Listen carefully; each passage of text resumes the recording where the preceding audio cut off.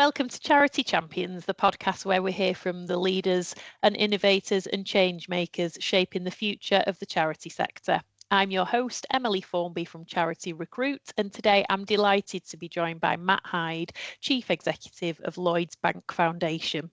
Matt spent decades working across the charity sector, leading some of the UK's most recognisable organisations and championing social justice, community action and system change. Through his current role at Lloyds Bank Foundation, he works closely with small local authorities across the country, helping them strengthen organisations that are often closest to the communities they serve. Today we'll be exploring Matt's leadership journey, how the charity sector has evolved during his career, and the role of founders in creating lasting impact, and the thinking behind Lloyds Banking Foundation's recently launched strategy.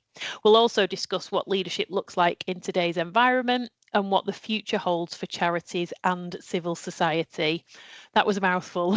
Welcome, Matt, to Charity Champions. It's absolutely fantastic to have you with us today. How are things with you at the moment? Very good, thank you, Emily, and it's good to be with you. Oh, fantastic. Thank you so much. I know you've recently launched the Lloyds Bank Foundation's new strategy, so it feels like a really interesting time to have the conversation, but also a real privilege to have you on. I know you must be exceptionally busy. So are you happy to start at the beginning? Can you take us back to where your journey in the charity sector started? Yeah, absolutely. I mean, I always often start with my origin story and my upbringing, because I grew up above a small family business, but the family and the business itself were intimately connected with charity and civil society in all its forms. So Dad and Mum were involved in different charities, whether it be Rotary or WI or the Scouts. Volunteering was a key part of my upbringing, and all of my siblings, my two brothers and sister, are doing different things in public life at a local or a national level. And so that was very formative for me, and went to university. I was the first member of the family to do so, and got heavily involved in clubs and societies there. And a lot of people don't know, but student unions are charities in their own right. There are about 600 student unions who are charities. And so I kind of moved from being a participant in student life of the student movement to being a elected student officer at Queen Mary, University of London, at the Students' Union there, and then went on to be a president of the University of London Union. So that was all the student unions across the University of London. It was about then 100,000 students. I mean, goodness knows how many years these days.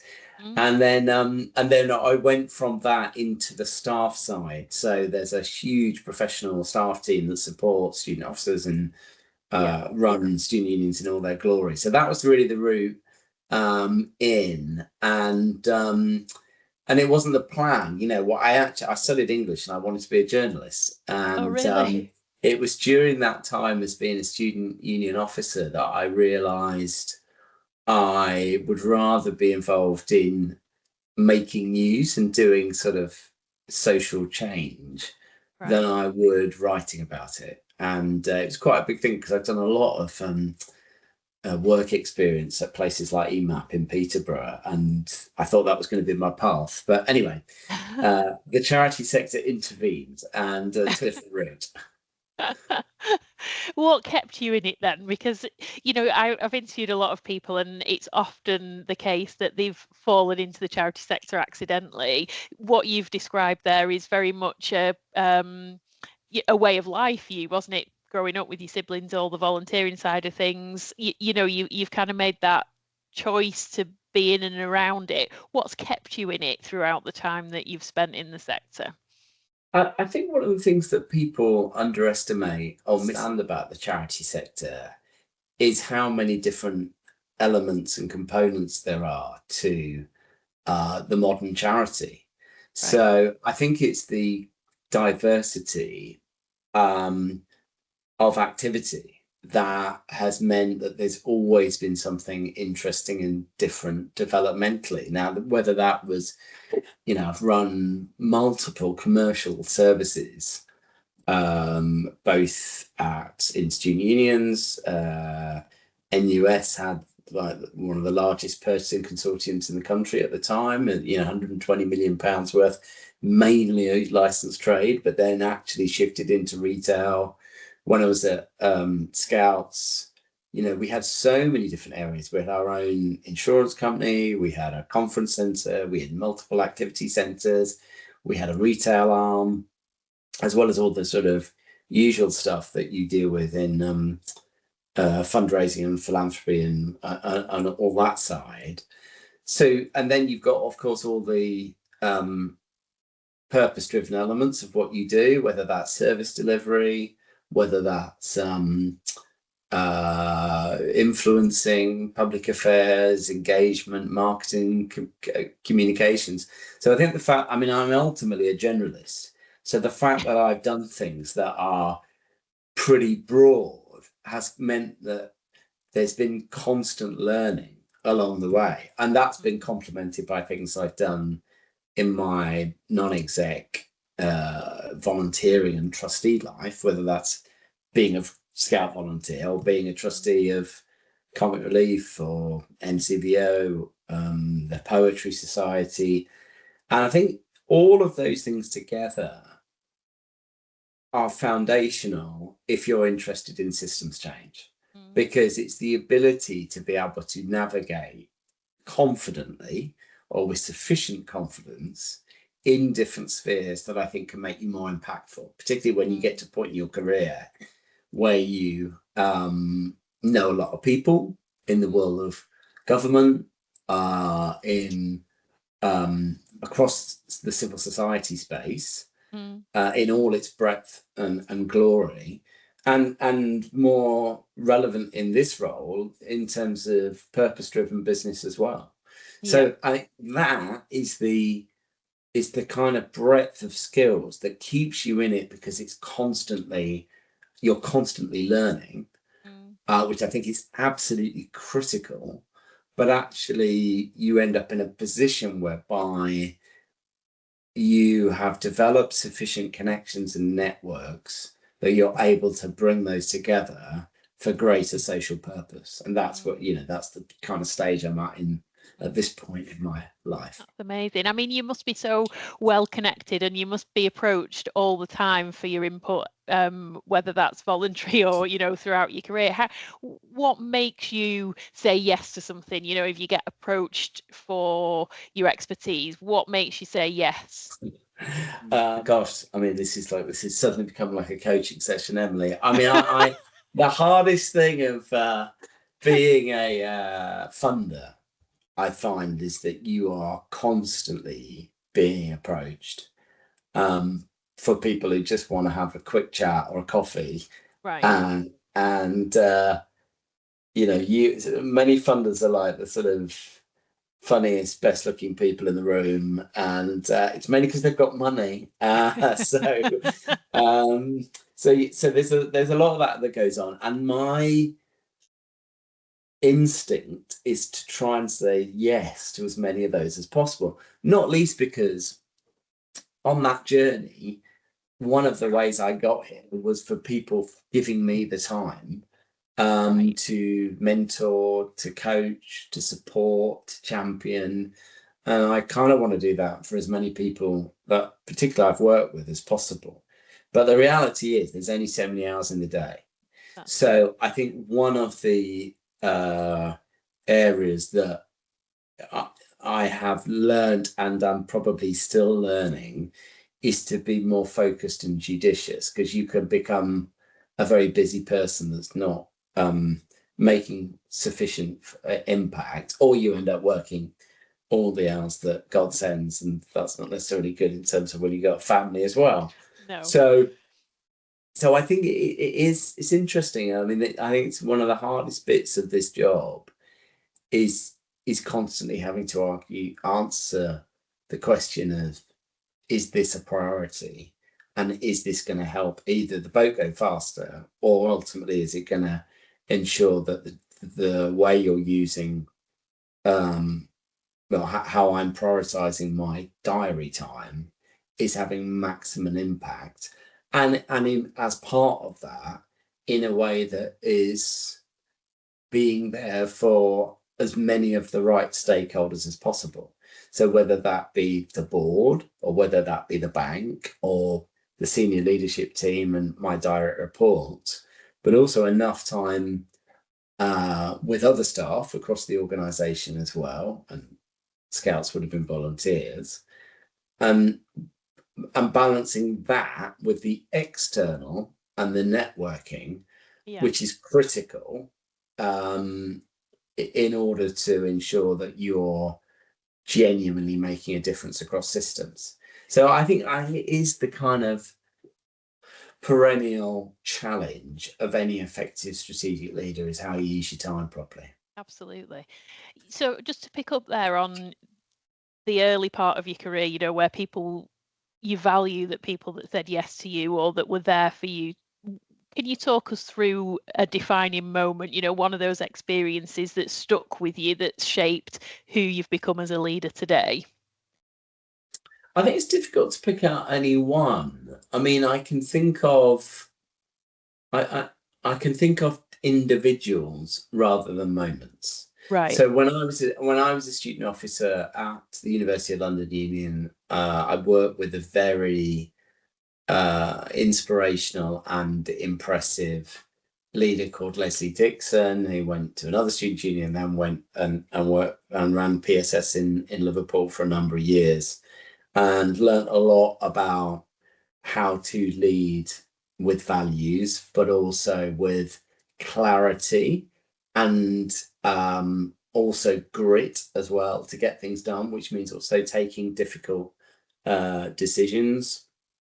I work with other people along the way. In fact, if I look at it, many of the leaders who were most impactful on my own leadership journey were women. So Dame Ann Lim and more Dame Julia Cleverden, who I learned absolutely is a constant masterclass in how to network effectively to bring about change. And so there was one. Then when I was at Scouts, I had a lot of time with someone called Steve Radcliffe, who wrote a book called Leadership Plain and Simple.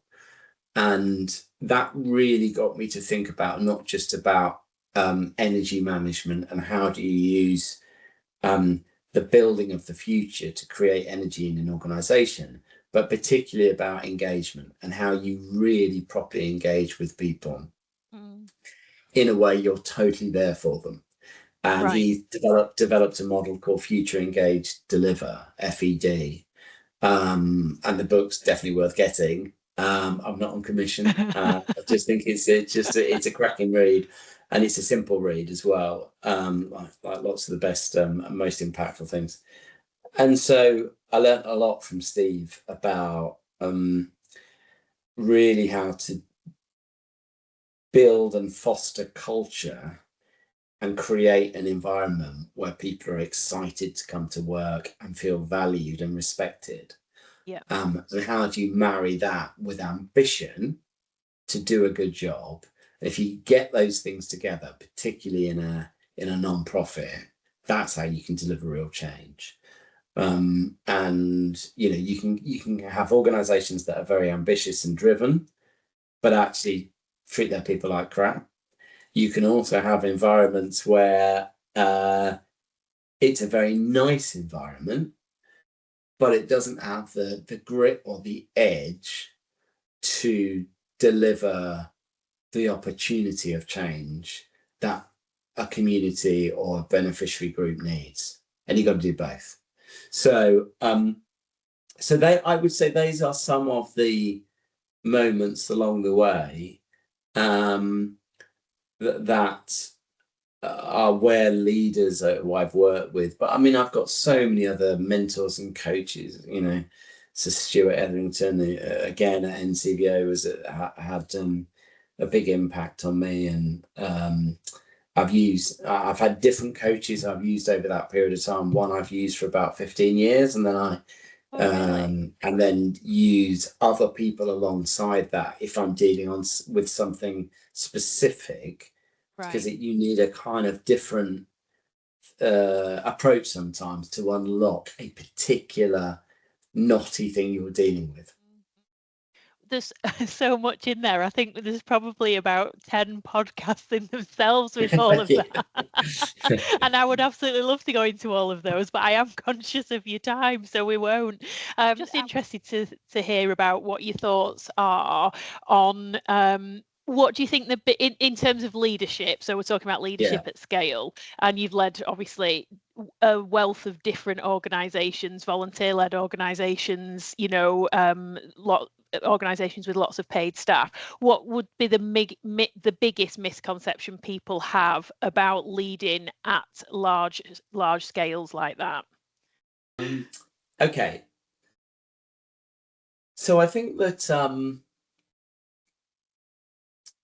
there is an assumption that if you're in a large organisation, you have an embarrassment of riches, and therefore life is easier than if you're in a smaller operation. Right. And therefore what that can lead to sometimes in the charity sector is a belief that large charities have got it a lot easier than small charities. Yeah. And the reality is there are significant challenges in both. Yes. And significant advantages in both as well. So if you're in a small operation, you know, one of the things that I've absolutely seen in this role is the power of personalized support at a hyper-local level delivered by incredible people in small charities and community-led organizations.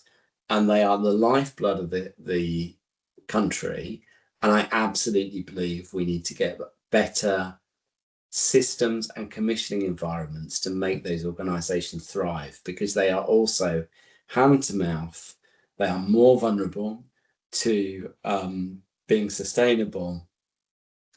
And there's a lot that gets placed on the leaders of those organizations that can sometimes be damaging, I think, in terms of well-being and the lack of support that goes alongside that.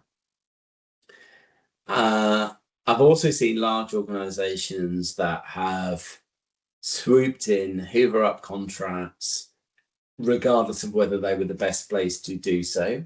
Right. And so I think that is a challenge for some of those particularly large organizations to address and to think about, is there a different way of doing things? And I would credit organizations like Macmillan or Trussell, who've been much better, or Felix, are very good at playing their role as larger organizations within the ecosystem to ensure that money is flowing down to smaller organizations. Right. But equally, large organizations, whilst they will have more resource, are nevertheless often exposed to more media scrutiny, culture war issues, more capacity taken up with having more staff, harder sometimes to create systems change, particularly, or cultural change, particularly when you're an organization with longevity, like I had at the Scouts, where you've been around for over 100 years, and there's a whole legacy that you're having to sort of shift, and things that have been put in place over 100 years that may have been relevant at the time, but may not be relevant today. So I think both of them are quite hard.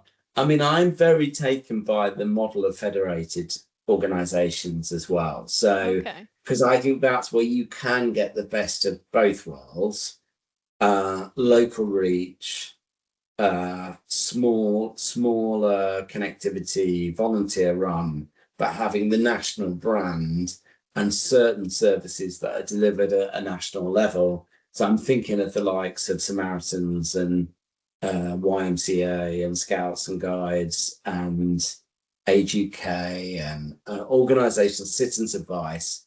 There's a reason why those brands have had longevity, and I think it's because they've combined the best of having local support, being agile enough, but also being able to draw on national brand and reach. And how has your view and perception changed being in the role that you're in right now versus what you were doing previously? Well, I mean, there is a lot of privilege in the world of funding and foundations. So it is a privilege not to have to worry about where the money's coming from. Right. And that gives you a lot of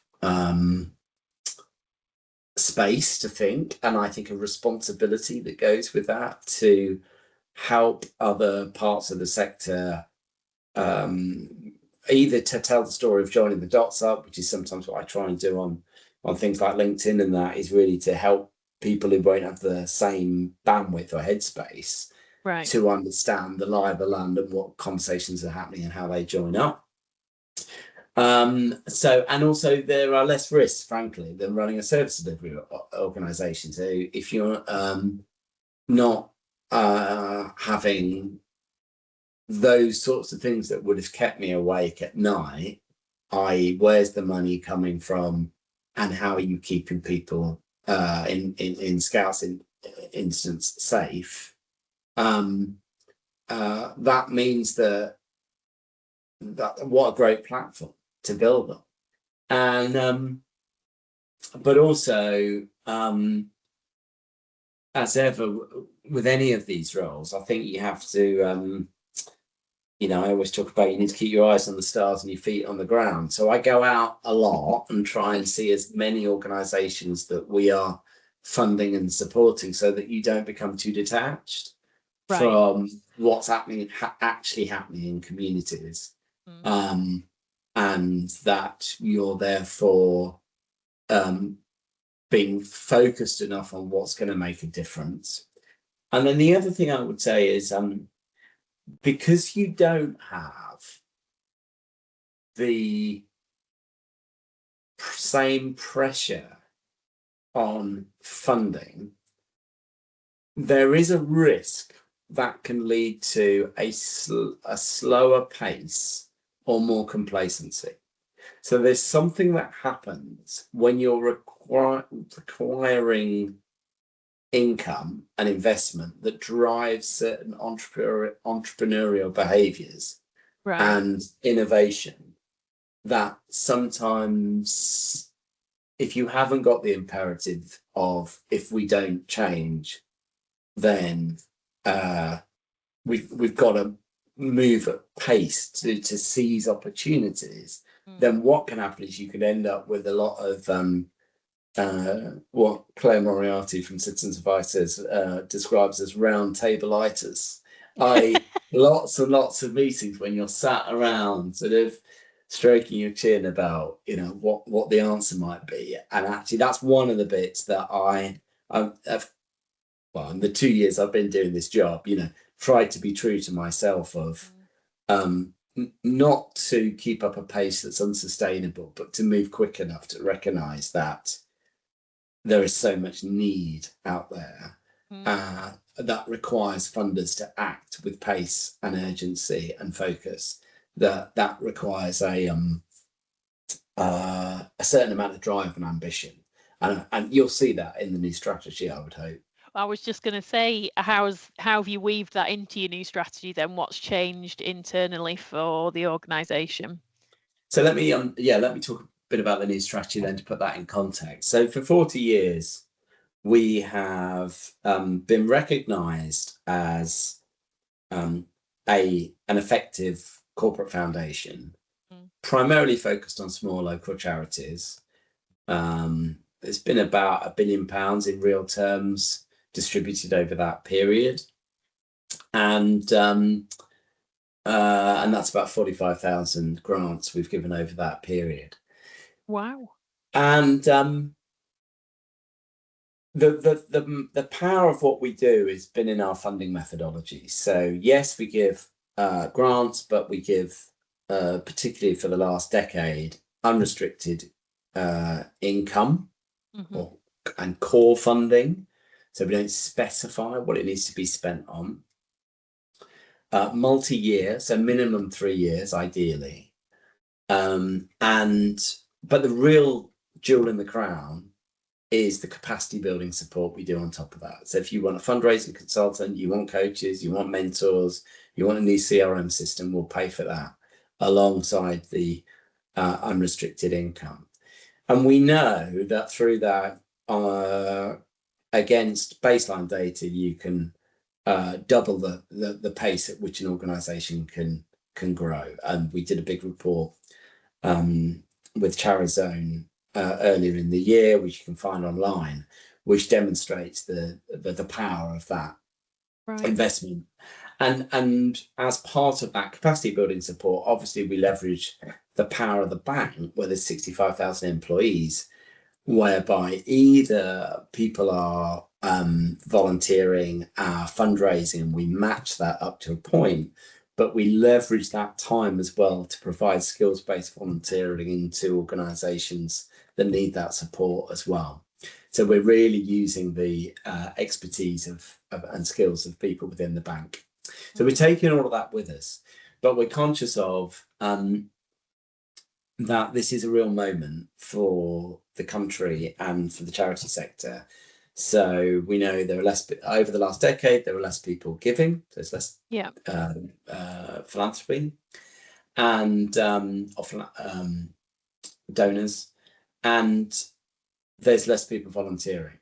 So what we looked at it when we thought, what could we do going forward, was to recognise that we wanted to take the power of that funding methodology forward, but then deploy it in a way that met the moment of where we now are as a country. With a big focus on place and how do you really leverage the power of the bank at scale, with 28 million customers and 23 million on the app from Lloyds, Halifax, Bank of Scotland, Scottish Widows.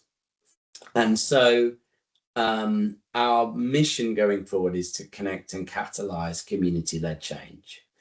The connecting is important because it's about bringing people together within a community, but also joining parts of the system up and connecting with the bank.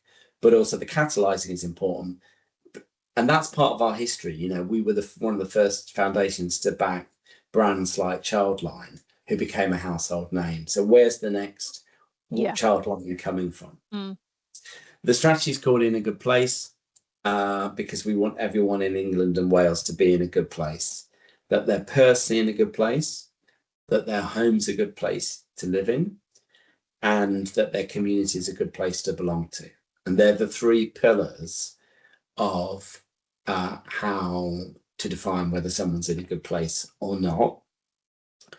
And so by working with the bank, we want to leverage more money and more people giving time, whether that be Lloyds Bank employees, but ultimately what could we do if we tapped into the customer base of Lloyds as well, to ensure that everyone is playing their role to help everyone to be in a good place. And then we're measuring that we've created something called the Good Place Index that is giving us data, and it's pulling on big publicly available data sets across 5 outcomes about well-being and agency and resilience and trusted relationships and opportunities. Because if you get all of those elements in your life right, then you are more likely to be in a good place.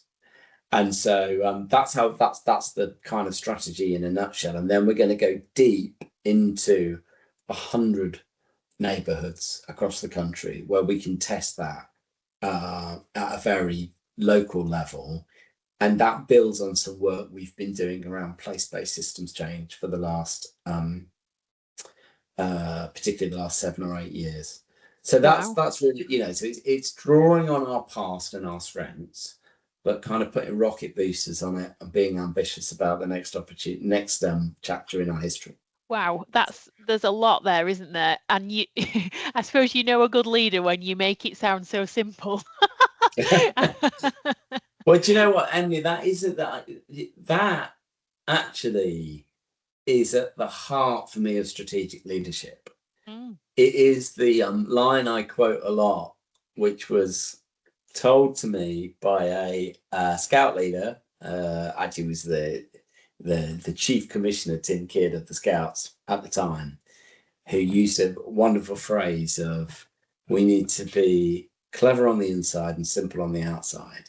Right. And I think if you look at all the great leaders in history, particularly political leaders, they are able to take complexity and distill it in a way that's digestible and accessible and 100%. understandable.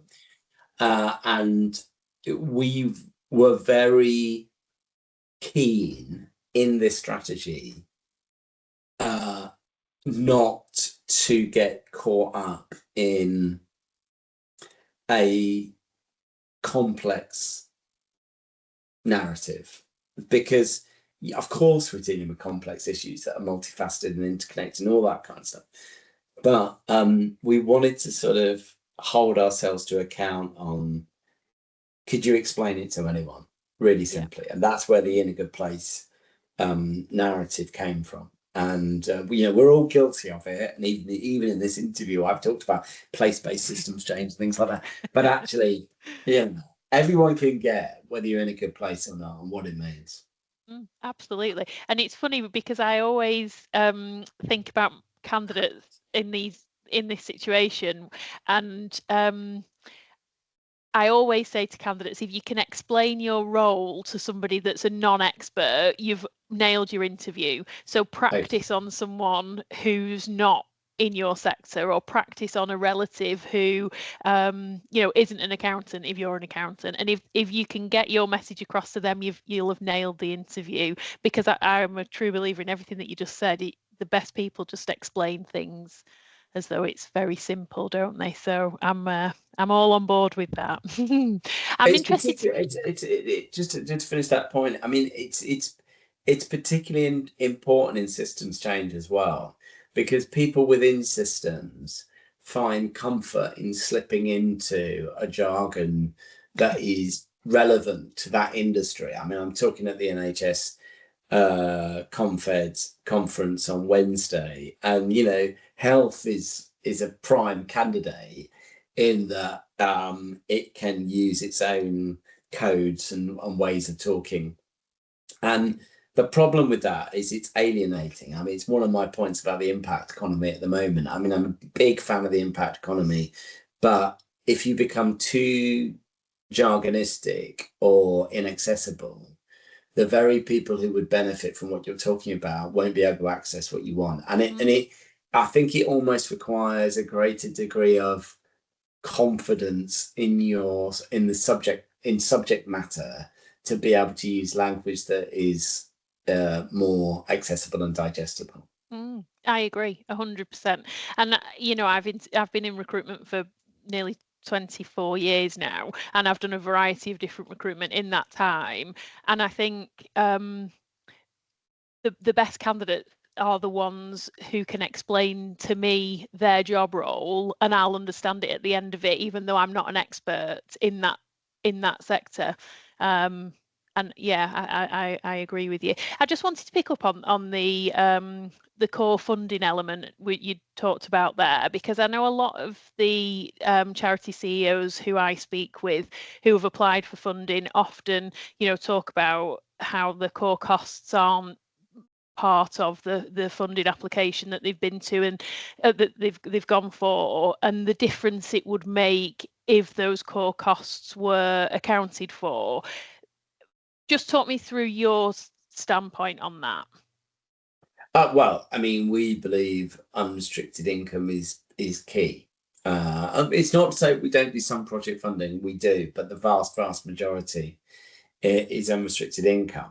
I mean, one of the reasons why I think some funders have a problem with it is because they then get concerned about impact. And so how do you measure impact if you're just giving a generic grant, and how can you then demonstrate the difference you're making? I mean, we are exploring this openly in our new strategy, which is that we think through the Good Place Index, we will be better placed to draw conclusions about where you're making a difference. Now, it's hard because one of the things that lots of funders will tell you is, well, you can have as many theories of change as you like, but it's about contribution, not attribution. And so because you can't demonstrate you funded this and it's led to X, that therefore you shouldn't measure it. And I'm not in that place. Now, you have to be humble enough to recognize that you can't draw lots of causal conclusions, but you have to have some sense, if you're funding, that it's going to make a difference, which is going to lead to a positive change. Otherwise, what other funding criteria are you using if you're funding organization A as opposed to organization B? And so and indeed there are certain areas where you can, again, thinking of the health examples, where you can absolutely demonstrate a causal link. So if you fund a charity that's about because of its hyper-local connectivity to certain demographics or communities, that is giving out vaccinations, and that's because that organization is going to be closer to that community and more trusted by that community, you can absolutely draw a direct line that says, and therefore more vaccinations have gone up, therefore that's reduced admissions on health. There are other areas that are more complex, and it's not to say it's always about the numbers and the data. It is about the storytelling is important as well, and hearing people's stories about the impact an organisation has made. So I think it's still quite rich and developing territory, this. Right. But ultimately, what do we know? Forcing an organisation to jump through hoops for a project to deliver outcomes that you're interested as a funder, that either knocks that organisation off course, or ultimately can say, well, I can pay, I can deliver that project, but who's going to pay for the staff and who's going to pay for the bills, is a problem. And ultimately, one of the things that's driving us in this new strategy is, how do you build more sustainability into charities and the voluntary and community sector and social enterprises, because it is our belief that civil society has a much more prominent role to play in the future of the country and the renewal of the country at a very difficult time, and that often it's taken for granted. The sector's taken for granted, and it's for organisations like ours to make the case that the economy needs to be rebalanced, that it's not just about the market and the state, it is about the third space of civil society and charities and the voluntary sector that has a critical role to play in our fortunes as a country, as we saw in COVID. Yeah, absolutely. I mean, it's interesting, isn't it, looking at the, immediate needs, and then, looking more long term with about the needs of the country and the needs of the charity space. How do you factor that into your sort of strategic planning? What's needed now versus what's going to be needed in the future? Well, it's a good question. I mean, I think we're trying to explore a balanced portfolio, if you like. So there is so much need out there at the moment. We need to get money out the door to support people and organisations that support the people in the most need. But we also have to be realistic that in the grand scheme of things, the amount of money that we've got to contribute is quite small. It's a bit of a drop in the ocean if you look at the entire commissioning and procurement environment. Therefore, you've also got to think about how you scale up and back different thinking and organizations that are doing an incredible job and could in more communities. So on Friday, I was with an organization called Citizen Hub, who we invest in St Neots, who've got this incredible model of community engagement across all ages and generations and deliver remarkable outcomes in terms of skills and well-being and jobs. They've gone to Wimbledon. We think they're now looking at Peterborough. We think they can go further. And so we're backing them to scale up. And that's where the catalyzing bit comes in. And then I think the third area is about how you influence the system as a whole. So I'm on the Civil Society Council, which is looking at how we bring the civil society covenant to life across the country. And one of the first areas we're looking at is the commissioning environment. And how can you level the playing field for organisations to be better placed, particularly smaller charities, to be brought into the design of services at an earlier level, to co-produce solutions, and ultimately be better placed to be having longer-term funding that enables them to provide more of a prominent role in the delivery of community-led change in our community across the country. So if you take those three different examples there, one is about, yes, focus on the here and now. Two, focus on scaling great ideas, particularly where you're building sustainability, and how do you unlock things like social investment as part of that. And the third is about systems change and influencing, and who are the organizations you need to invest in to tip the scales towards a fairer and more prosperous and sustainable country that centres people with lived experience. And if you look at organisations like the over the years we've invested in renters' rights, we've invested in organisations, women's organisations, disabled people's organisations, all of whom are the experts in their space, who in doing so have also influenced the wider policy agenda. Wow. This is a question I don't know whether you can give me a nutshell answer here, but if you could change one thing across the charity sector over the next 10 years, what would that be?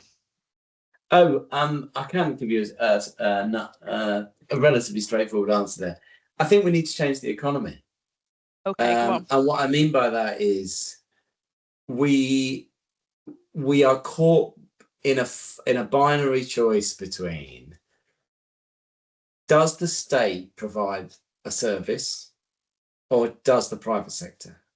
Right. Whatever part of the landscape we're looking at, and the voluntary and community sector in civil society is always an afterthought.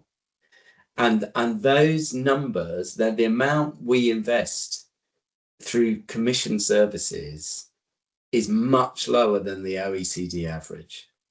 And so whether it's health, whether it's housing, whether it's other essential services being provided in communities, a measure of success, I would say, of things like the Civil Society Council, where there is goodwill across government to shift towards a change in how community-led community services are delivered, with a more prominent role for the voluntary and community sector.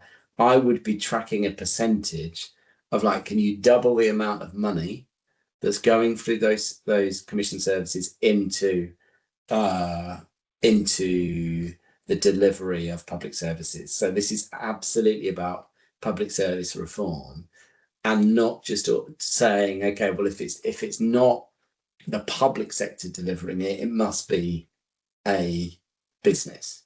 Right. My argument is there is a much greater space that we should unlock for cooperatives, for community-led organisations, for social enterprises, and for charities in the delivery of those services in a way that's going to require sustainable funding models. And that's the point, because actually in the grand scheme of things, trusts and grants and foundations are a small proportion of the overall spend in the country. And I think there's a new way of conceiving how we run services in our communities that you see across Europe and other parts of the world. Well, I suppose it's a watch this space kind of thing, isn't it? Really going forward.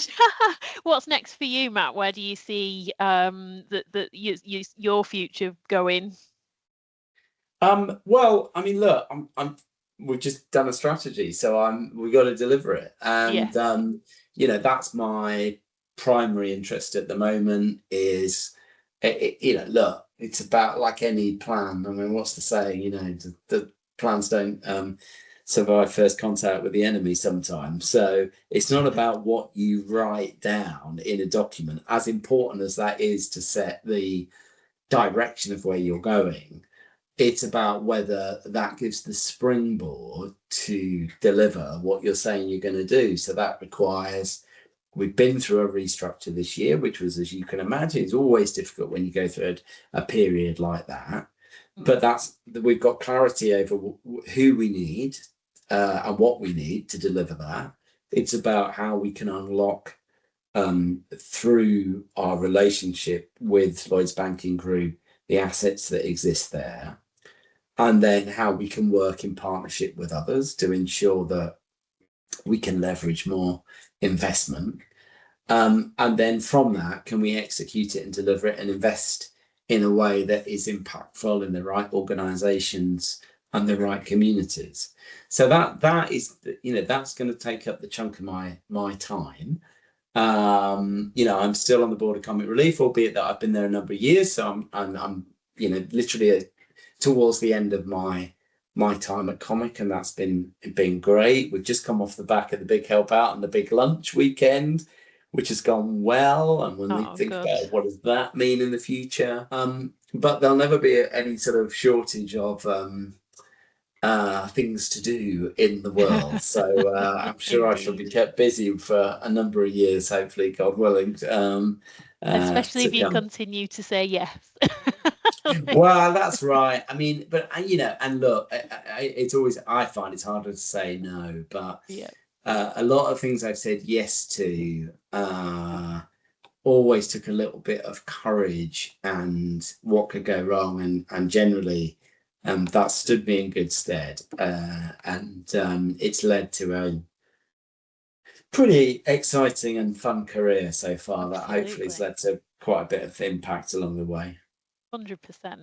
And I suppose that leads us nicely to the question I always ask at the end of the podcast, which is, what advice would you give someone stepping into a leadership role in the charity sector today?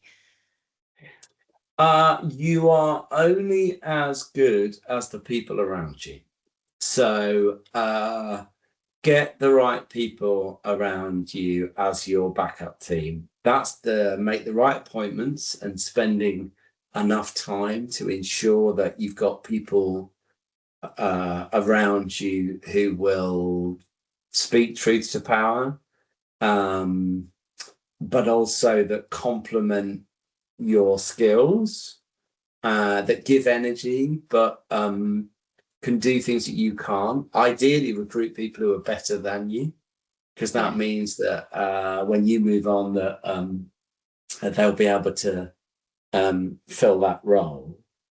But that's one part, but it's the wider backup team that allows you to be your best self. So having mentors and coaches and networks and peer groups around you who can keep your feet on the ground when you think everything's going brilliantly, and you might get a bit carried away with yourself, but also that can pick you up when you are on your knees and going through the tough times, in order to remind you actually you are all right and valued, and that those people can be there as a metaphorical shoulder, sometimes literal shoulder to cry on, but also to have you back. That's and that it is that the sort of the 360 element of who is in the organization, below you, above you, around you as a peer group, and then outside the organization, the coaches, the mentors, and the peer groups. That is how you thrive. And you will inevitably go through tough times. But if you've got all of that around you, spending time to think about who's your backup team is the essential ingredients, I would say, to be a successful leader. I think that networking piece that you talk about is so vital, isn't it? You get so much support from peers and other people going through similar journeys, and I think often it's the thing that gets left behind, particularly with smaller charity CEOs from a time point of view. They don't always have the time to put themselves out there to go through that networking piece, but actually it's a really valuable tool in your toolkit, isn't it? Of being a success. So yeah, we're all about connecting people here at Charity Recruit. So yeah. Well, Matt, it's been an absolute pleasure to speak with you today. I really, really appreciate you sharing your experiences and your reflections and your insights into the future of the charity sector, and obviously wishing you all the best with the new strategy and hope that rollout goes really successfully. If anybody wants to hear more about the Lloyds Bank Foundation and the work that you do, how can they go about accessing that? If you go on the website and you go and find lloydsbankfoundation.org.uk, you'll see the strategy, you'll see the funding opportunities that exist as a result. If you're interested in those, you'll see about the impact and the work we're doing. You'll see about the Good Place Index and all of that. And yeah, that's the place to go to for all information. Lloyds Bank Foundation.